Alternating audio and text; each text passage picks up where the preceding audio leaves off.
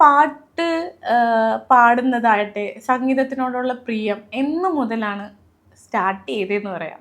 എനിക്ക് അതായത് പേഴ്സണലി ഒരു ബോധപൂർവം അത് ഇതാണ് എൻ്റെ വഴി എന്നൊക്കെ തിരഞ്ഞെടുക്കുന്നത് എനിക്ക് തോന്നുന്നു ഒരു +1 +2 ഒക്കെ കഴിഞ്ഞിട്ടാണ്. പക്ഷേ എൻ്റെ ഓർമ്മയല്ല, പക്ഷെ അമ്മ പറഞ്ഞിട്ടുള്ള അറിവ് വെച്ചിട്ട് എനിക്ക് 3 വയസ്സ് മുതൽ ഞാൻ പാട്ട് പാടുന്നുണ്ട്.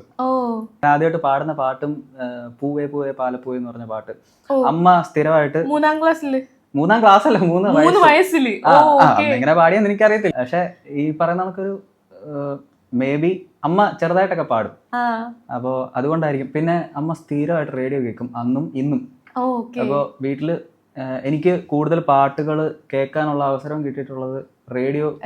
എനിക്ക് പഴയ പാട്ടുകളൊക്കെ എനിക്ക് ഒരുപാട് അറിയാം.